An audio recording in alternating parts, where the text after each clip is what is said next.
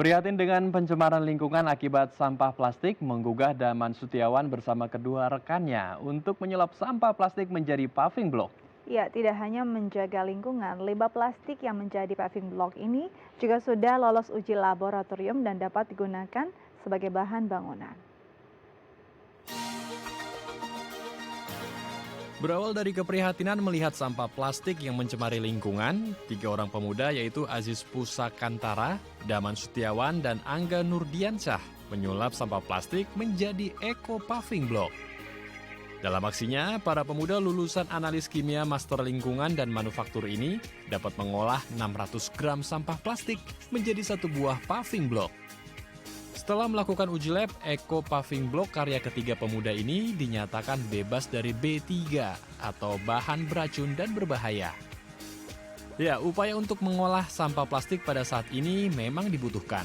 Namun menurut Aziz, Daman, dan Angga, yang tidak kalah penting adalah perubahan pola konsumsi plastik agar tidak memberikan masalah bagi lingkungan.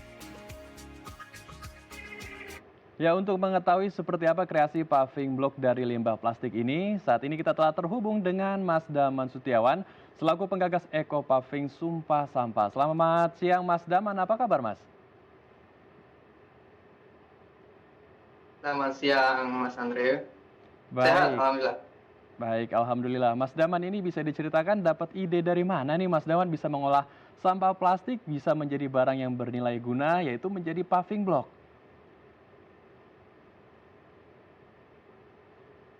Oke, pertama kali idenya tentunya kita kan bertiga ya. Awal mula dua rekan saya bertemu, awalnya bukan popping block sebenarnya. Bagaimana permasalahannya sama, sampah kresek yang memang menjadi masalah di lingkungan kita ya. Kalau nggak berserakan di lingkungan, kemudian dibakar. Itu permasalahan utama kita. Dulunya kita akan membuat baju anti peluru sebenarnya. Kemudian saya gabung, bertemu bertiga, ternyata itu terlalu nyeleneh lah idenya. Kemudian kita pikir dengan sampah yang terlanjur kotor ini, gitu ya, tidak dipungut oleh pemulung, berserakan di masyarakat, end produk apa atau produk akhir apa yang cocok, gitu ya, kita buat. Tanpa pikir panjang, kita discuss, ternyata memang paving block gitu kan, yang memang cocok. Barang outdoor dan tidak bersentuhan langsung dengan anak, atau ya intinya nggak harus food grade lah. Kita Baik. buat paving block. Sebenarnya end produk ini bukan produk yang memang pertama kali gitu Mbak dan Mas semua. Nah ini sudah banyak lah di YouTube. Kita buat memang sedikit inovasi dan memperhatikan secara ilmiahnya untuk memproses plastik itu sendiri. Baik, tahapannya sendiri seperti apa sih? Ini bukan Mungkin itu memang cukup. betul, memang bukan produk baru dan ini memang banyak juga yang sudah melakukan hal serupa.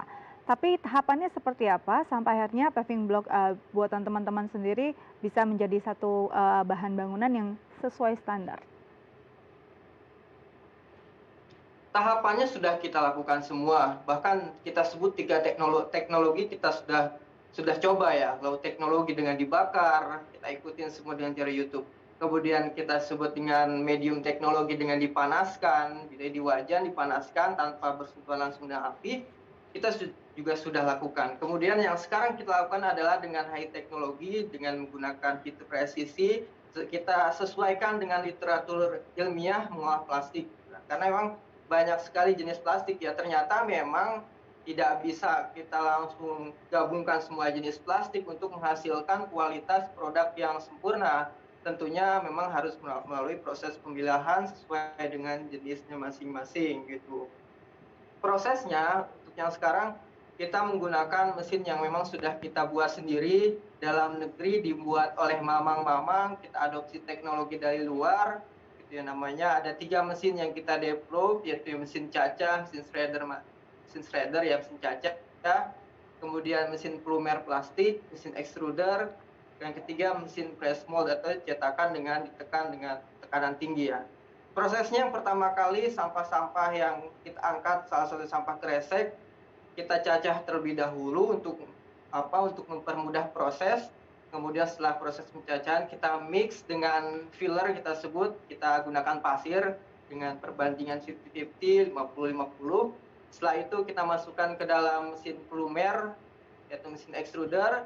Kita masukkan adonan ke dalam mesin itu, kemudian outputnya menjadi adonan yang lelehan plastik ya, dengan mixing tadi dengan pasir.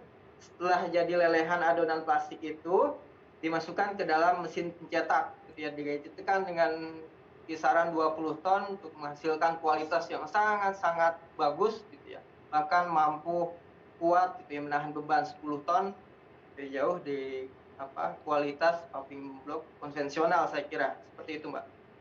Baik, ini perlu kita apresiasi sekali ya, karya anak bangsa yang bisa menyulap sampah menjadi sebuah paving block. Oke, jenis-jenis sampah apa saja yang bisa diolah Mas menjadi paving block, dan apakah sudah pernah digunakan atau diuji coba paving block ini di perumahan atau di tempat-tempat bangunan semacamnya, Mas Daman? Eh, apa ya, Mas? Untuk sampah plastik pada umumnya ada 7 atau 8 jenis plastik ya. Pada umumnya semua bisa diproses gitu ya. Ada eh, apa ya? Pengolahan khusus di setiap jenis plastik tergantung suhu pelelehannya. Kayak misalnya jenis PET berapa untuk botol ya, botol kemasan, kemudian HDPE untuk jenis kresek HDPE atau LDPE suhunya sekian. Jangan melebihi, karena kalau melebihi seluruh prosesnya akan menghasilkan asap dan sebagainya atau overheat. Atau kita sesuaikan dengan kaidah literatur tersebut sehingga menghasilkan kualitas yang bagus, gitu ya. Maaf nih, jika memang kita dibakar nih yang proses yang sudah ada di YouTube itu kualitasnya sangat-sangat jelek, bahkan overheat, ikatan karbonnya sudah terdekomposisi, sudah terputus-putus ya, tidak merekat lagi ikatan plastiknya. Gitu ya. Semua bisa gitu ya. Kita sesuaikan dengan literaturnya berapa suhu lelehnya, kita sesuaikan nanti di pengaturan mesinnya. Kita sudah menggunakan heater yang presisi dan bisa di setup sesuai dengan kebutuhan plastik yang akan diolah. Tadi pertanyaan selanjutnya apa ya? Saya lupa. Apakah sudah diuji coba Mas di sebuah tempat perumahan kah atau tempat-tempat? Oh ya. Ya, silakan Mas. Sekarang uji coba kita sudah dipasang di lingkungan sekitar kita dulu ya. Sebenarnya banyak, saya katakan ada berapa yang sudah order, tapi ada ribuan. Sementara kapasitas produksi mesin kita masih terus ditingkatkan ya. Sekarang sudah 200 pieces per hari gitu. Kalau misalnya sebelumnya ada yang pesan 500 meter persegi, itu kan butuh berhari-hari ya. Sebelumnya kan yang pesan itu dengan kapasitas yang masih rendah kita, sekarang sudah tinggi. Kita coba sekarang aplikasikan di lingkungan kita dulu, gitu ya. Dan lebih banyak sekarang kita ada permintaan mesin sih ya. Gitu yang kita garap itu ada dari Freeport, Papua, permintaan mesin kita sudah aplikasikan di sana. Kemudian ada daerah-daerah juga yang sekarang sedang buat mesin juga, order mesin di kita.